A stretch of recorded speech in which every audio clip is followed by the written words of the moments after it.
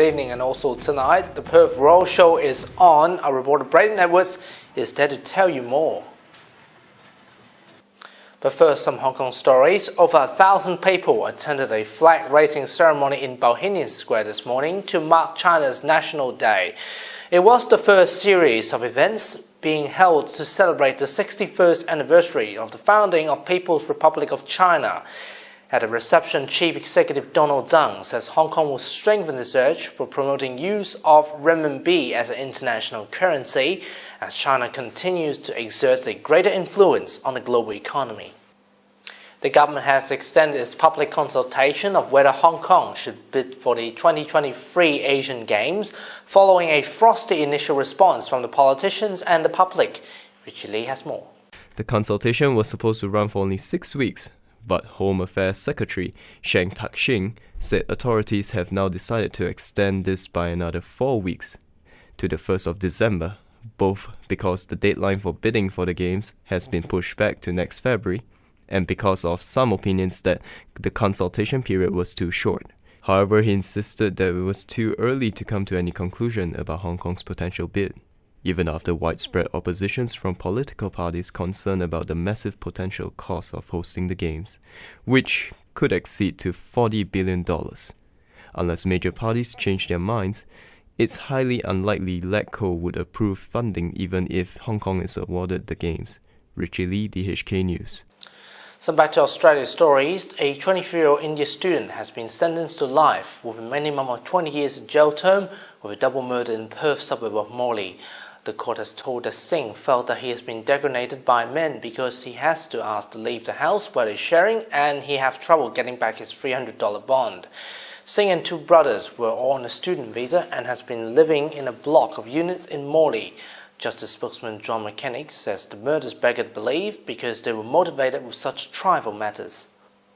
The federal government has released a discussion paper to consider the design of the proposed mining tax. Muzahid has more. The government has asked the former head of BHP, Don Argus, to help look at some of the technical issues with the new minerals resource rent tax. Included in the discussion paper is the need for a formal definition of iron ore and coal, as well as the issue of when in the production process the tax should apply. The government is also seeking feedback on the best way to credit state-based royalties as part of the new tax, and whether it needs to do more to promote minerals exploration. Federal Resources Minister Martin Ferguson will lead formal negotiations with mining companies in Perth next week. Earlier this week, Mr. Ferguson said he was prepared for some heated exchanges when consultations take place. He said he will be attending many of the meetings to put the time and effort into getting the legislation right. Mining companies have 4 weeks to respond to the discussion paper. Moyukh, Muzahid, DHK News. Now, the smoke-free Perth Royal Show is the Perth's biggest community event, attracting 400,000 visitors from the city and the country every year. Our reporter Brayden Edwards is now at the Claremont Showground where it's all happening. Brayden, why is it so popular? Well, this is the biggest show in town each year, and it's easy to see why. So much to do for the whole family. The smoke-free Perth Royal Show will finish for another year today after a week full of fun and festivities. The week-long festival has lived up to its reputation, attracting 400,000 visitors from across the city and the country. With a rich history spanning 170 years, the show is an iconic social and cultural event which showcases WA agriculture, small business and entertainment. The show had something for the whole family. Children enjoyed petting animals and getting their faces painted. For Mum, there were fashion shows and cooking displays, while Dad could browse the vintage machinery. The Perth Royal Show may be smoke-free, but it certainly isn't steam-free, with a fascinating variety of steam engines here on the Heritage Trail. Thrill seekers could scream their lungs out on terrifying rides, while there was live entertainment every day by magicians, musicians and Indigenous groups. Be reminded that the show ends tonight with a fireworks spectacular at 8 p.m, so if you haven't been there yet, you haven't got much time to get down there and get in on the fun. That's it for now. Ivan, it's back to you in the newsroom. Thanks, Brayden. We'll cross over to him again later in this bulletin. To international stories now, the US military is bracing itself for a potential public relations disaster over allegations of murder of Afghan civilians. Richie reports. Sergeant Kelvin Gibbs is accused along with 4 other soldiers from the 5th Striker Brigade of opening fire on Afghan civilians in unprovoked assaults between January and May in Kandahar province. 7 others are accused of dismembering bodies and removing bones.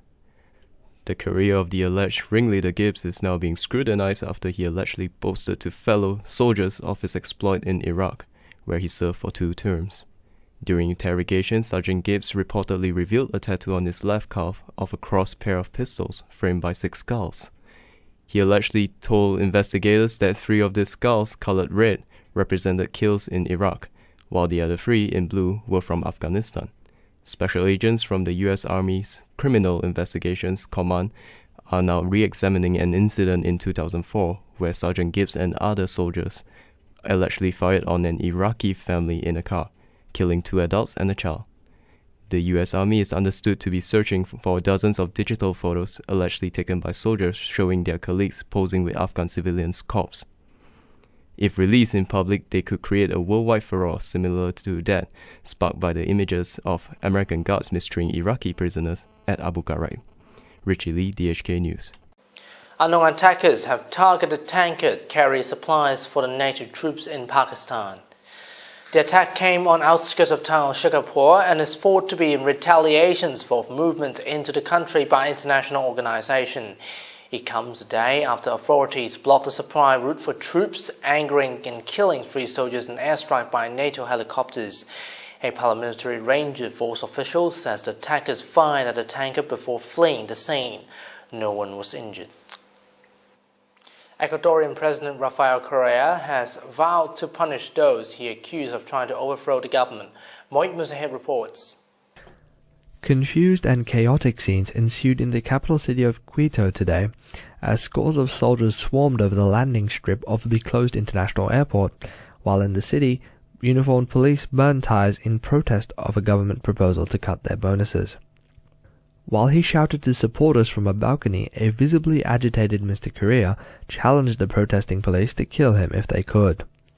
Mr. Correa, a close ally of Venezuela's socialist president Hugo Chavez, later said he was attacked by protesters and needed medical treatment. He told a local radio station that protesters threw tear gas, stunning him and his wife. Witnesses reported widespread looting in Quito and in the coastal city of Guayaquil. Ecuador has a long history of political instability. Street protests have toppled 3 presidents during economic turmoil in the decade before Mr. Correa took power. However, the head of armed forces, Ernesto Gonzalez, told reporters that troops remained loyal to Mr. Correa. Meanwhile, Foreign Minister Ricardo Patino played down the severity of the protests, denying that it was a popular uprising and saying that it was just members of the ill-informed police. Despite this, Peruvian President Alan Garcia has ordered his nation's border closed with Ecuador. Moyukh Muzahid, DHK News.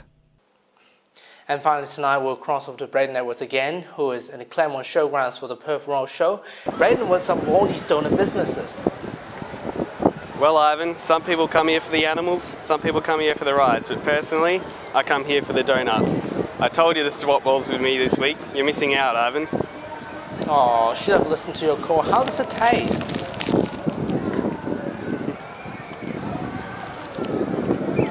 Pretty average, actually. Well, thanks, Brayden. Hope you enjoyed that. Thanks so much. And on that behalf, that's it from the Evening News team this Saturday. I'm Ivan Leung. Enjoy your weekend, pleasant viewing, and good night.